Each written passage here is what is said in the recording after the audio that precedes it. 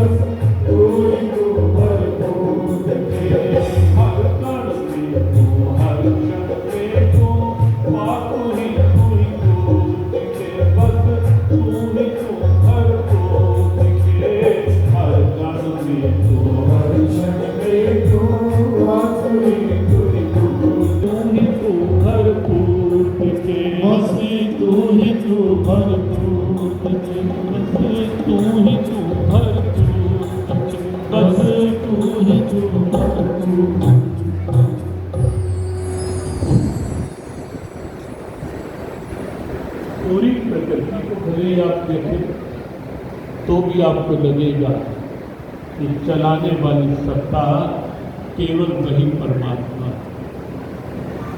ये बात उनके लिए बहुत आवश्यक है जो लोग ये सोचकर जीते हैं कि कौन परमात्मा, कहाँ परमात्मा, क्या है परमात्मा। बहुत कुछ तो परमात्मा ने समझा दिया था कोविड के समय में कि वो शक्ति क्या है, वो सत्ता क्या है। लेकिन अच्छी स्थिति ये है कि हम पहले से ही ये निश्चित कर लें, अहंकार नहीं, उसके नाम का आधार,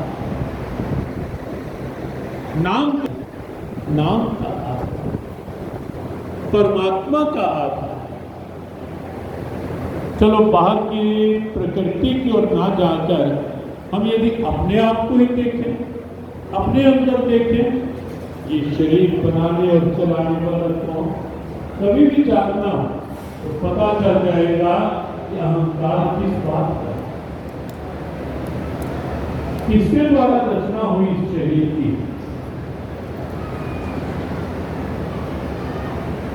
आंख की जगह आंख, नाक की जगह नाक, कान की जगह कान, मुख की जगह मुख, और सब अपना काम कर रहे हैं। जुबान से शब्द निकल रहा है, निकालने वाला कौन? आंख देख रही है, ये मांस का टुकड़ा कान ये सुन रहा है, तो बिना रुके अंदर श्वासों की गति लगातार चल रही है, लगातार। चलाने वाला कौन? जब हम गहरी नींद में सो जाते हैं, तो आपसे ये पूछें, जब हम गहरी नींद में होते हैं तो श्वास भी आराम करने चले जाते हैं या चल रहे होते हैं? ठीक बताना। श्वास भी कुछ देर के लिए रुककर आराम करने लग जाते हैं या श्वास चल रहे होते हैं? सभी यही कहने चल रहे होते हैं कि श्वासों के रुकने का अभिप्राय जो है वो तो सीधा सीधा है कि जब श्वास रुकेंगे तो उस समय न तिजोरियां काम आएंगी, न सिफारिशें काम आएंगी, न वैज्ञानिकों का विज्ञान काम आएगा। तब तो गति क्या होती है वो जानते हैं। लेकिन अंदर ही अंदर जब हम सो भी जाते हैं, ये सारा सिस्टम चलाने वाला कौन? वहाँ हमारी ईगो तो नहीं होती ना, हमारा अहंकार तो कहीं नहीं होता गहरी नींद के अंदर, लेकिन अंदर सारा कुछ चल रहा होता है। चलाने वाला कौन? हमारे सो जाने पर भी जाग कर अंदर की व्यवस्था बनाने वाला कौन? वो है परमात्मा, वो है वो चेतना जो सबके अंदर है, अंदर रहकर भी निर्लिप्त है।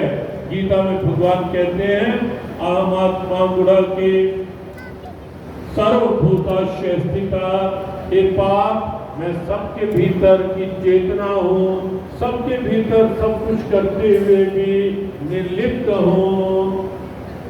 गुरबाणी का भाव सर्वनिवासी सदा अलेपा, और कहाँ है उसमें उस दिव्य अवस्था को प्राप्त गुरुओं संतों की सोच में कहीं अंतर नहीं होगा, नहीं होता। वहां तो सोच एक ही होती है और अनुभव की बात सोच यही कहती है कि सबके अंदर एक ही ज्योत, एक ही चेतना, एक ही नूर, एक ही आत्मा, एक ही परमात्मा की शक्ति, एक ही परमात्मा की शक्ति। लेकिन आंख बंद करने पर जब अंदर है तो दिखती क्यों नहीं? गीता ने कहा अज्ञानेनावृतम ज्ञानम तेन मुह्यन्ति जन्तवा। ये अज्ञानता की का जो जाल अंदर बन जाता है, ये नहीं अनुभव होने देते। और गुरबाणी की बात आपको कही कि जन नानक बिन आपा कीने मिटे न भ्रम की काई। ये भ्रम की जो अंदर काई पड़ जाती है, आवरण तालाब में जाते हैं ना, जब बरसातें आती है उसके बाद आप देखेंगे कई जगह पानी के ऊपर अच्छी खासी घनी काई बन जाती है, और काई इतनी छा जाती है कि अंदर पानी भरा होता है, लेकिन ऐसा लगता है कि जैसे बस काई ही काई है, ऊपर और कुछ नहीं, पानी अंदर होता है लेकिन काई छा जाती है। ऐसे ही परमात्मा अंदर होता है, लेकिन भ्रम की काई, अज्ञानता की काई अंदर होते हुए भी अनुभव नहीं होने देती। तो करना क्या है? सबसे पहले अपने ईगो को छोड़ना है, अहम को छोड़ना है, कर्तापन के अभिमान को गीता के अनुसार छोड़ना है, और ये स्वीकार कर लेना है कि मैं नहीं कर रहा, प्रभु की कृपा से हो रहा।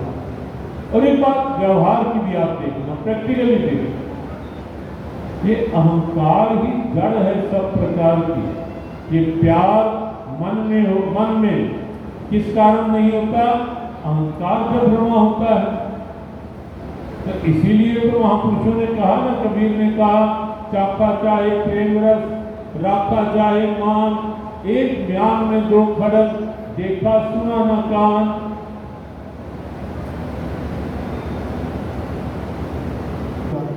जातियों में होगा, वर्ग में होगा, समाज में होगा, कई संस्थाओं में होगा, कई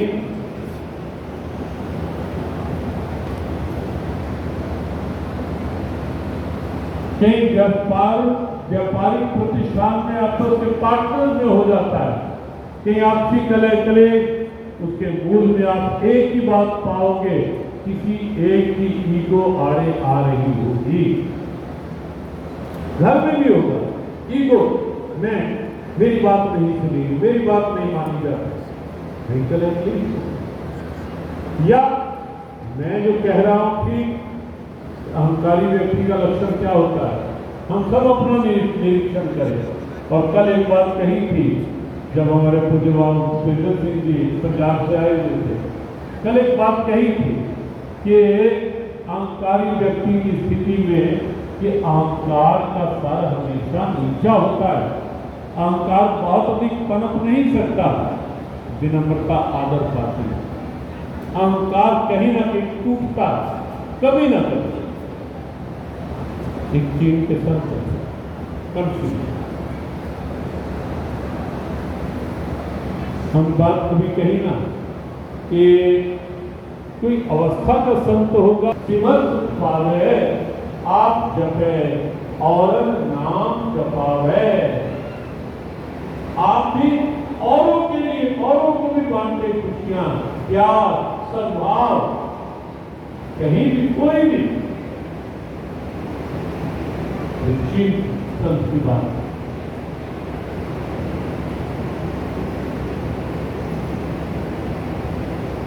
जब 100 साल पार हो गए थे, शरीर अंतिम क्षण में एक शिष्य ने पूछ किया, महाराज कोई अंतिम उपदेश? उन्होंने मुंह खोल दिया, देश को, यही उद्देश्य। और आवश्यक नहीं कि संत केवल प्रवचन के द्वारा उपदेश करें, वो भी एक रूप है उपदेश का। लेकिन कई बार संत का व्यवहार, संत का स्वभाव, संत का सद्भाव, संत का भाव, संत का आचरण, वो भी अपने आप में उपदेश बन जाता है। कभी कभी action speaks higher than word, शब्दों की अपेक्षा कर्म कभी कभी अधिक बोलते हैं, व्यवहार कभी कभी अधिक बोलता है। और संत का व्यवहार बोलना है, स्वभाव बोलना है। मुंह खोल दिए, क्या मेरे मुंह में झांक कर देखो क्या है? कहा जी, क्या दांत दिखाई दे रहे हैं? उन्होंने कहा नहीं दिखाई दे रहे। कहा बस यही। शिष्य बैठे, उन्होंने कहा समझ में नहीं आया। कहा बात इतनी ही है, दांत कठोर थे नहीं रहे, जीवा कोमल है अब भी नहीं है। कठोरता जाता है तो जीवा शुक्र नहीं मनाते, जीवा बार बार उस दांत के पास जा करके उस दांत में फंसा हुआ उस तिनका निकल आए, जीवा पूरा प्रयास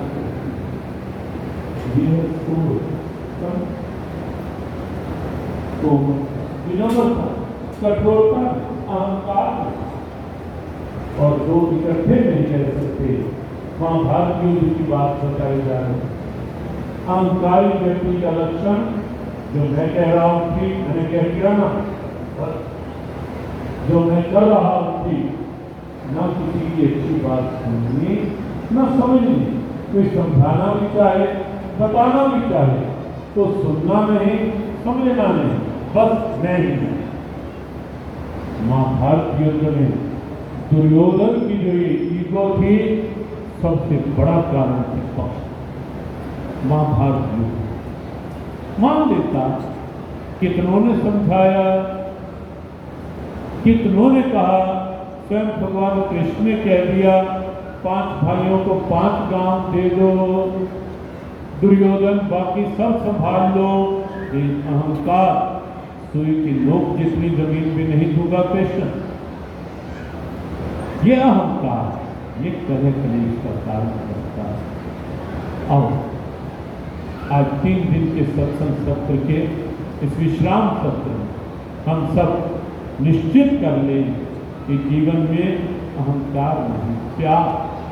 और एक बात आप पक्की समझें, आप मान के देख लेना, कोई भी बात व्यासपीठ से ऐसी नहीं कही जाती जो केवल कल्पनाओं की हो, या सत्संग से अलग की कोई बात हो।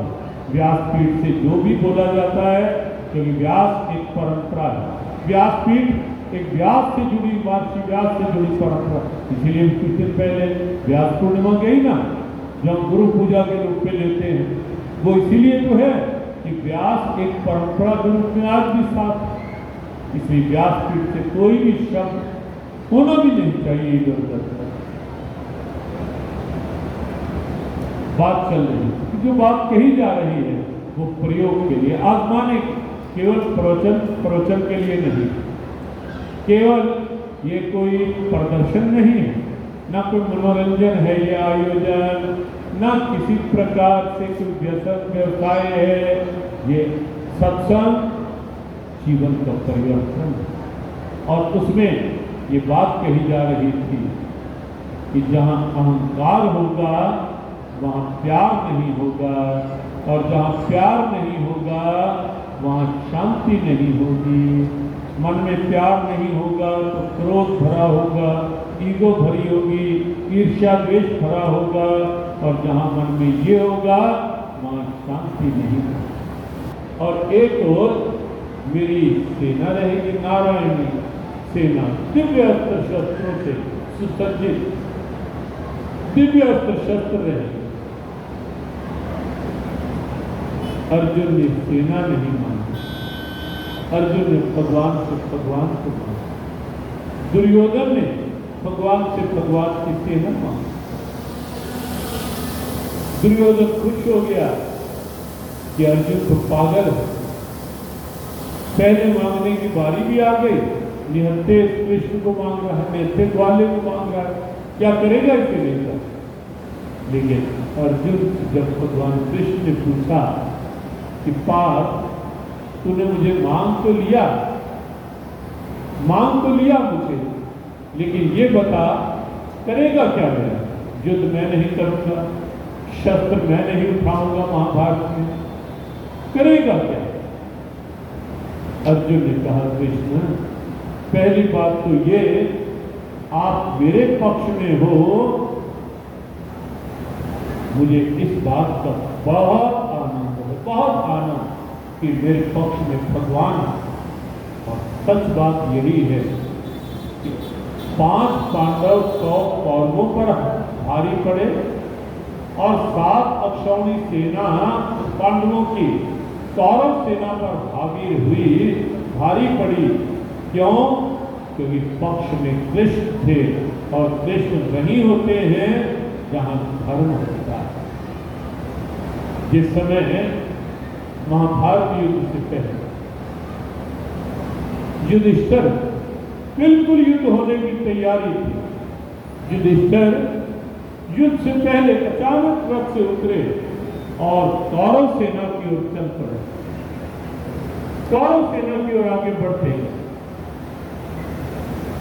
सब हैरान थे कि धर्मराज युधिष्ठिर कहां चल दिए अचानक कौरवों की ओर।